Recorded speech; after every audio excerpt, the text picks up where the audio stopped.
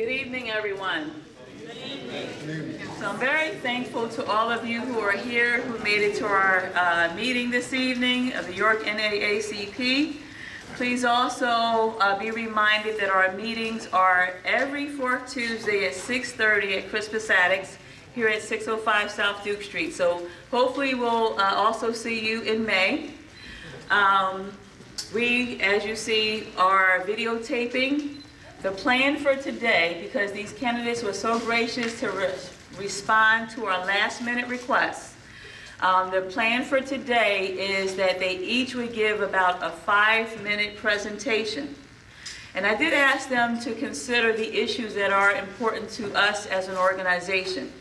So if you have a pressing question, because we weren't really going to go back question and answer, but if you do have a pressing question at the end of, say for instance, the 10th Congressional District candidates, then raise your hand so we'll know. But otherwise, what we were thinking is this was a meet and greet. There's some snacks over to my right. Please help yourself too. But after they give their stump speeches, that you can have some personal interaction with these candidates. Because sometimes what they say at the podium doesn't always show who they are as a person. And one of the things that I absolutely know is you're putting people in those positions and you need to know who they are. And know whether or not they have your interests at heart, whether or not they will be serving you or some other interests. So we want you to vote. And we want you to be informed voters, because we understand that the more you know, the more willing you are to go out to vote and speak to others about voting.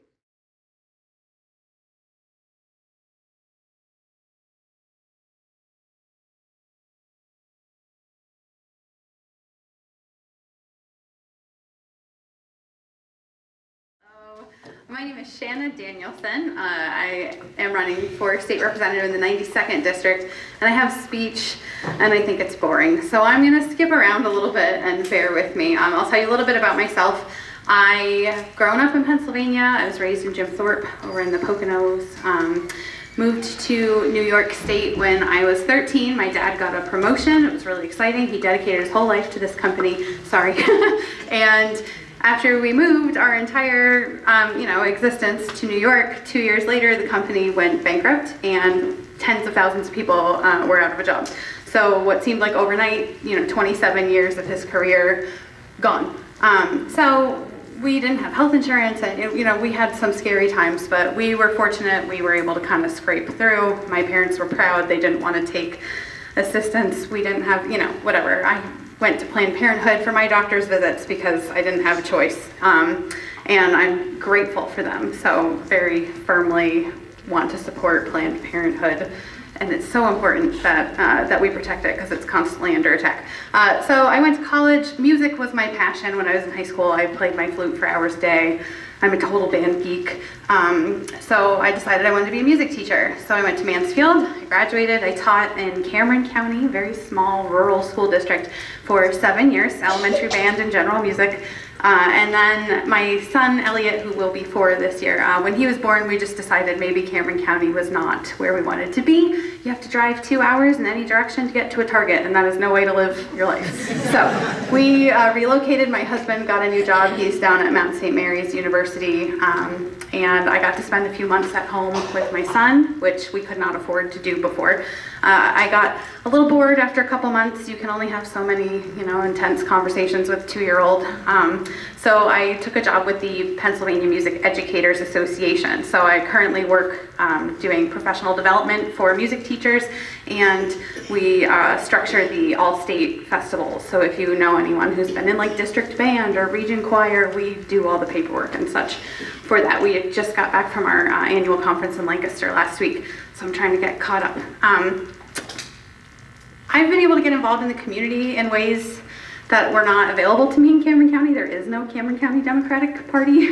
So now that we're here, I'm a precinct committee woman, and I am taking this leap of faith and running for state representative. I'm very active with the Harrisburg Moms Demand Action for Gun Sense group. Gun violence is so, I just can't. I get emotional. I remember turning on the news. I was sitting on my desk in my classroom, turning on the news at the end of the day. It was like a Friday afternoon, and seeing Sandy Hook all over CNN, and that just changes you. You know, my giggling 11-year-olds are taking their clarinets on the school bus, not realizing that these 6-year-olds are just murdered in their classroom. And it's so much more than school violence, because it's gun violence everywhere all the time. People are getting shot just outside, just for trying to cross the street. It's ridiculous. People are getting angry when they're driving their cars and waving a loaded gun around. Like, you can't be serious, people. And we need to pass laws to fix this problem. So I'm very passionate. My work with moms is very important to me. We actually have a community forum coming up this Saturday. Hopefully you can check that out.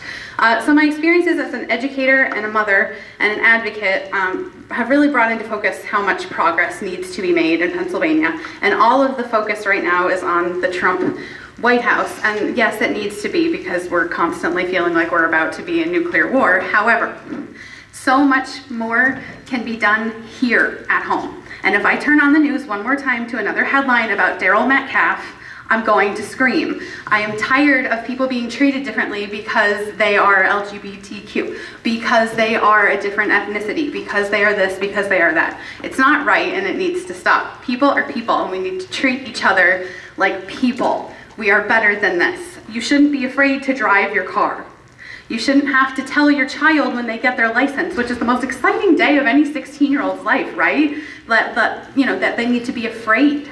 It's not. This is just not the way Pennsylvania or our country should be. And so I get emotional, and I'm fired up because I'm tired of politics as usual. I'm not a politician, I'm a person. And I think that we need to listen to people who care. I don't have experiences in the LGBTQ community. I am a white, boring woman.